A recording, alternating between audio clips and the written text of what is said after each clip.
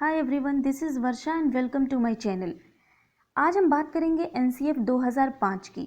NCF 2005 होता क्या है, इसके कौन कौन से सिद्धांत बताए गए हैं और इसकी रूपरेखा क्या तैयार की गई है।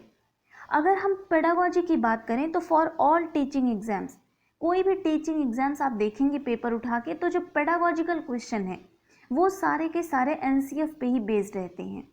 एनसीएफ में दोस्तों हमें बताया गया है कि बच्चों को किस तरह पढ़ाया जाए, क्या क्या चीज़ों को उनसे जोड़ी जाए और किन किन चीज़ों को नकारात्मक तरीके से वो बताई गई है कि ये चीज़ें जो है वो बच्चों के पढ़ाई में यूज़ ना करी जाए। इसके बारे में एक विस्तृत चर्चा आज हम करेंगे। और सबसे अगर आप एनसीएफ को एक बार बहुत अच्छे से आज इस वीडियो में पढ़ लेंगे तो एनसीएफ से यानी कि पेडागोजी से जो क्वेश्चन आते हैं आप बहुत ही ईजिली उसको सॉल्व कर ले जाएंगे। इसलिए इस वीडियो को पूरा देखिएगा। आज हम महत्वपूर्ण जानकारी जितनी भी एनसीएफ से वो इस वीडियो में कवर करने वाले हैं। और हाँ, अगर आप चैनल पे पहली बार आए हैं तो सब्सक्राइब बेल आइकन को प्रेस कर लीजिए ताकि आगे की लेटेस्ट नोटिफिकेशन आपको मिलती रहे। आइए शुरू करते हैं। सबसे पहले हम बात करेंगे एनसीएफ 2005 की, यानी कि ये होता क्या है। कभी कभी डायरेक्ट क्वेश्चन आपसे पूछ लिया जाता है कि एनसीएफ का फुल फॉर्म क्या होता है। ठीक है, तो नेशनल करिकुलम फ्रेमवर्क ये होता है एनसीएफ का फुल फॉर्म। और अगर हम हिंदी में इसकी बात करें तो राष्ट्रीय पाठ्यचर्या रूपरेखा ये होती है एनसीएफ की फुल फॉर्म। ठीक है, तो अब हम इसमें देखेंगे कि इसके लिए क्या क्या रूपरेखा तैयार की गई थी, ये किसकी अध्यक्षता में की गई थी और इसको करने के लिए कौन जो है अनुशासन किसने दिया था। इन सारे बातों पे आज हम चर्चा करेंगे। तो सबसे पहले जो हम देखेंगे यह शिक्षा से संबंधित सबसे नवीनतम दस्तावेज है। क्वेश्चन पूछ लिया जाता है कि सबसे नवीनतम शिक्षा में सबसे नवीनतम दस्तावेज कौन से हैं, तो याद रखिएगा एनसीएफ है, एनसीएफ 2005 ये सबसे नवीनतम यानी कि सबसे नया दस्तावेज है। ठीक है, नेक्स्ट पॉइंट की अगर बात करें, यह मानव संसाधन विकास मंत्रालय यानी कि एमएचआरडी की अनुशंसा पर तैयार की गई थी। इन्होंने इसको अनुशासन दिया था कि हाँ एनसीएफ जो है वो तैयार होना चाहिए। तो याद रखिएगा मानव संसाधन विकास मंत्रालय यानी कि एमएचआरडी की अनुशंसा पर ही एनसीएफ जो था वो तैयार किया गया था। और ये अब बात करते हैं कि ये किसकी अध्यक्षता में, यानी कि इसके अध्यक्ष कौन थे। जब एनसीएफ को तैयार किया गया था तो उसके अध्यक्ष थे प्रोफेसर यशपाल। इन्हीं की अध्यक्षता में एनसीएफ को तैयार किया गया था। ठीक है, एक एक पॉइंट को ध्यान से समझिएगा, डायरेक्ट क्वेश्चन कभी कभी उठा के पूछ लिया जाता है। और अब सबसे जो मेन पॉइंट है वो पूछ लिया जाता है कि एनसीएफ का मुख्य उद्देश्य क्या है, यानी कि एनसीएफ का थीम क्या है। ठीक है, तो बिना बोझ के शिक्षा, बिना बोझ की शिक्षा यानी कि लर्निंग विदाउट बर्डन, यानी कि एक जो बच्चों के ऊपर जो भार डाल दिया जाता है। आजकल क्या होता है कि पढ़ाई बच्चों के लिए एक भार की तरह हो गया है, बहुत ही ज़्यादा बर्डन रहता है उनको कि एग्जाम में हमें पास होना है, इतने सारे बुक्स लेके जाने हैं, इतना सारा अभी पढ़ाई करना है, इतना सारा सिलेबस कंप्लीट करना है। तो वो नहीं होना चाहिए। एनसीएफ ने साफ मना किया है कि बच्चों के ऊपर कोई बोझ नहीं होना चाहिए, पढ़ाई का कोई बर्डन नहीं होना चाहिए, यानी कि इनको बिना बोझ के शिक्षा देनी चाहिए।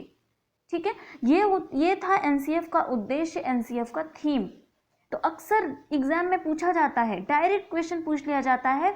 जो आपके स्टेट टेट की अगर हम बात करते हैं तो वहां डायरेक्ट क्वेश्चन पूछा जाता है कि एनसीएफ का थीम यानी कि एनसीएफ का उद्देश्य क्या है। तो ध्यान रखिएगा बिना बोझ के शिक्षा। आइए अब चलते हैं, देखिए प्रिंसिपल ऑफ एनसीएफ 2005। ये डायग्राम आप देखेंगे तो यहाँ प्रिंसिपल बताए गए हैं, एनसीएफ के क्या क्या सिद्धांत थे। तो एनसीएफ के अगर सिद्धांत की बात करते हैं तो 5 मार्गदर्शक सिद्धांत दिए गए थे।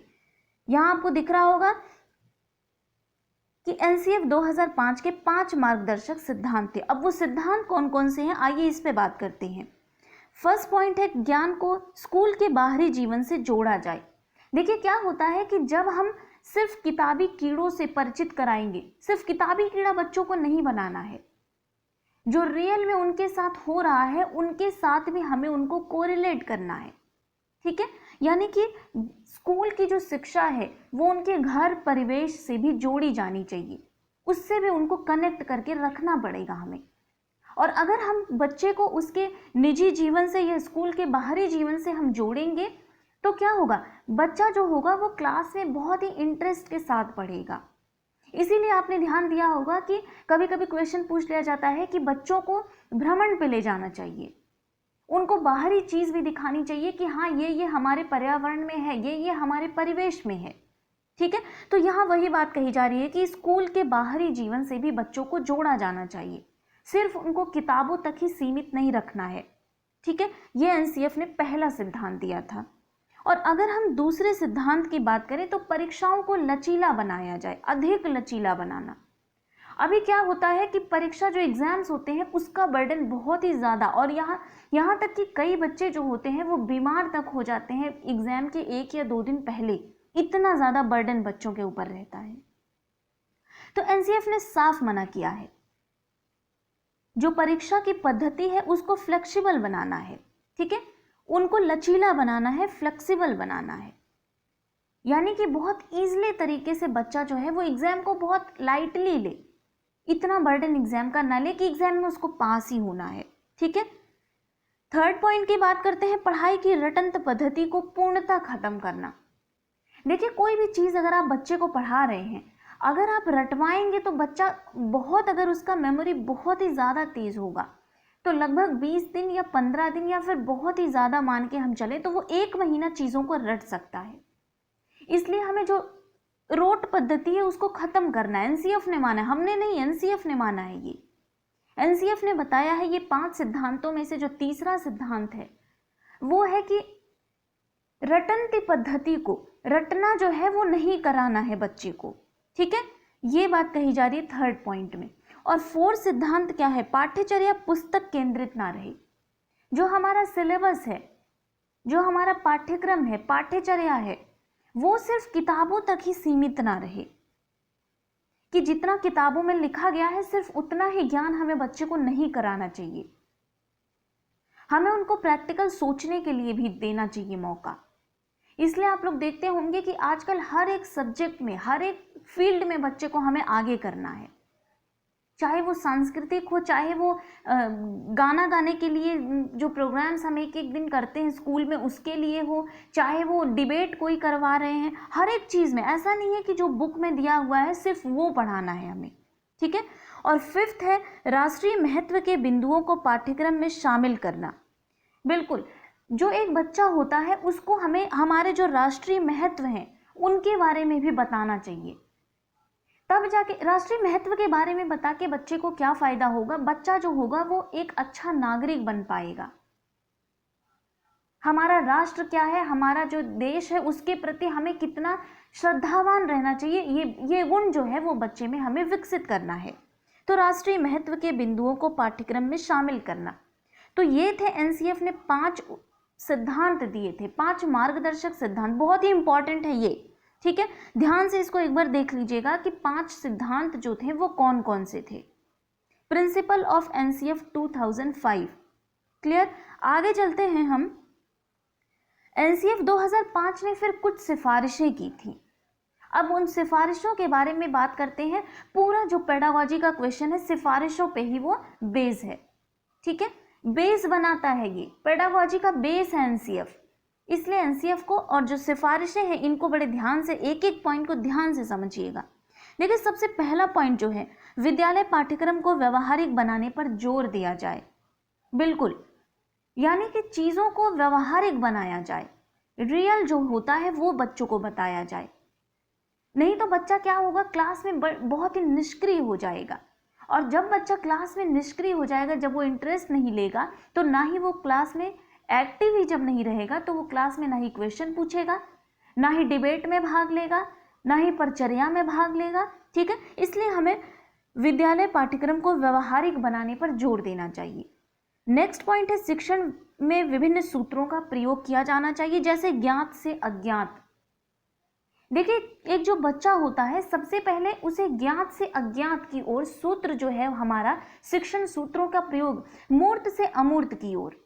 ठीक है, मूर्त से अमूर्त की ओर, यानी जिन चीजों के बारे में बच्चा जानता है सबसे पहले उसके बारे में उसको बताना है। अगर हम बच्चे को ए फॉर एप्पल पढ़ा रहे हैं तो सबसे पहले हमें उसको दिखाना होगा कि हाँ ये सेब है, यानी कि पहले मूर्त चीज़ों के बारे में बताना होगा, तब हमें बताना होगा कि एप्पल में कौन कौन से गुण पाए जाते हैं, इसको खाने से क्या क्या होता है।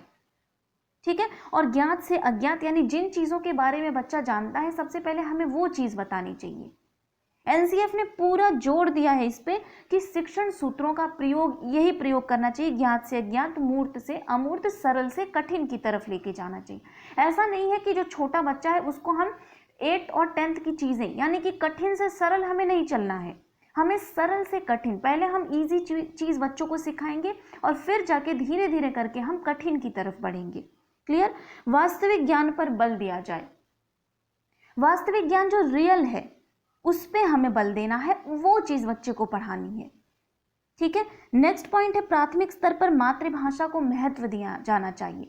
जब बच्चा छोटा होता है, अपने परिवेश से जब वो भाषा को अर्जित करता है तो वो अपनी मातृभाषा में ही करता है, और हमें हमेशा उसके मातृभाषा को सम्मान देना चाहिए, क्योंकि एक जो कक्षा होती है उसमें बहुत सारे लोग होते हैं, बहुत सारे बच्चे होते हैं। जो बहुभाषी कक्षा होती है उसमें बहुत सारी भाषाओं के लोग होते हैं।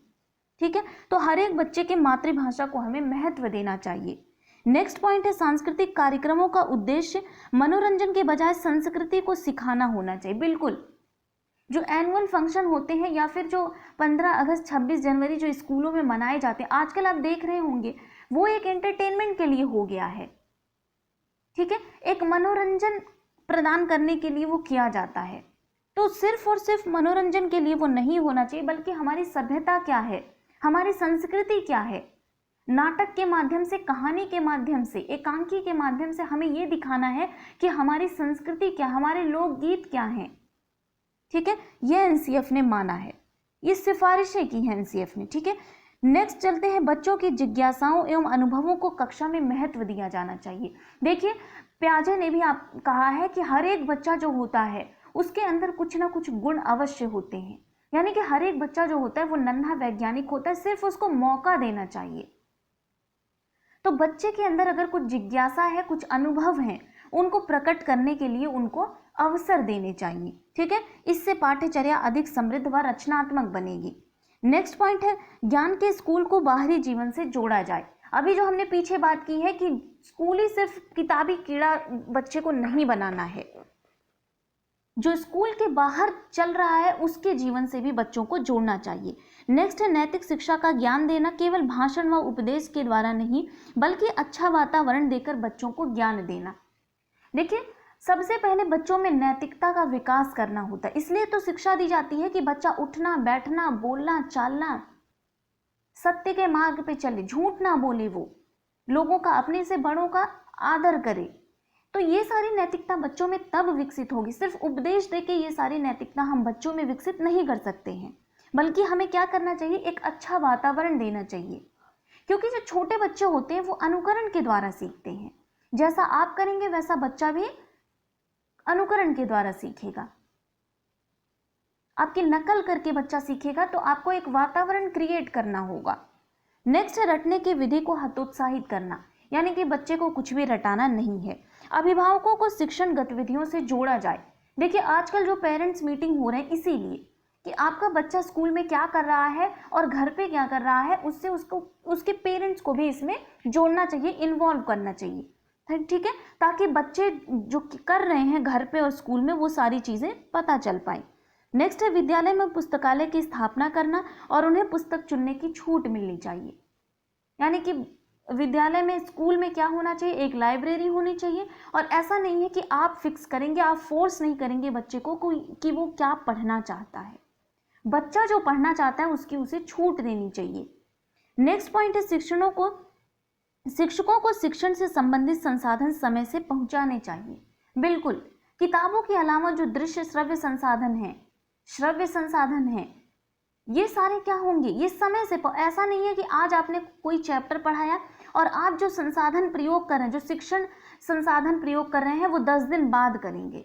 ठीक है, बच्चा उन चीज़ों को तब भूल जाएगा, आपको वो समय से पहुंचाने चाहिए। नेक्स्ट है शिक्षण अधिगम प्रक्रिया बाल केंद्रित होनी चाहिए। बिल्कुल, हमेशा जो है होता है वो शिक्षण जो होता है वो बच्चों को केंद्र में रखकर करना चाहिए कि किस बच्चे का कितना लेवल है सीखने का, कितना स्तर है उसके बच्चे का सीखने का। यानी कि बाल केंद्रित होनी चाहिए। नेक्स्ट है एनसीएफ 2005 के अनुसार हर विद्यार्थी की अपनी क्षमता और कौशल होते हैं, बिल्कुल होते हैं। हर विद्यार्थी अपने आप में श्रेष्ठ होता है, तो हर विद्यार्थी को उसे व्यक्त करने का मौका प्रदान किया जाना चाहिए। हर एक विद्यार्थी को मौका देना चाहिए कि वो उसके अंदर जो गुण है, जो क्वालिटी है, वो बाहर आए। ठीक है, बहुत सारे बच्चे ऐसे होते हैं जिनके अंदर कोई ना कोई गुण तो होता है, पर उन्हें मौका नहीं मिल पाता वो अपने गुणों को विकसित करने के लिए। तो हर एक विद्यार्थी को ये क्षमता जो उनके अंदर है, जो कौशल उनके अंदर है, उनको व्यक्त करने का मौका देना चाहिए, यानी कि बाहर निकालने का मौका देना चाहिए। तो ये थे आज एनसीएफ 2005 के बारे में जो महत्वपूर्ण जानकारियां थी। आप अगर इस वीडियो को पूरा देखेंगे तो आपको आपकी जो पेडागोजी के क्वेश्चन होते हैं वो गलत नहीं होंगे। आज हमने इसमें कंसेप्ट क्रिस्टल क्लियर कर लिया है। जो नेक्स्ट वीडियो हमारा होगा उसमें हम एनसीएफ से मोस्ट इंपॉर्टेंट क्वेश्चन को डिस्कस करेंगे। आज वीडियो ज़्यादा लंबा हो जाता है इसलिए मैंने क्वेश्चन को नहीं रखा था। नेक्स्ट वीडियो में हम एनसीएफ से रिलेटेड जितने भी मोस्ट इंपॉर्टेंट क्वेश्चन हैं हम उनको कवर करने की कोशिश करेंगे। और अगर आपने मेरे चैनल को सब्सक्राइब नहीं किया है तो कर लीजिए, बेल आइकन को प्रेस कर लीजिए ताकि आगे की लेटेस्ट नोटिफिकेशन आपको मिलती रहे। अगर आप चाहते हैं कि ऐसे वीडियोस आपको मिलते रहें तो आप चैनल को सब्सक्राइब कर लीजिए। Thank you.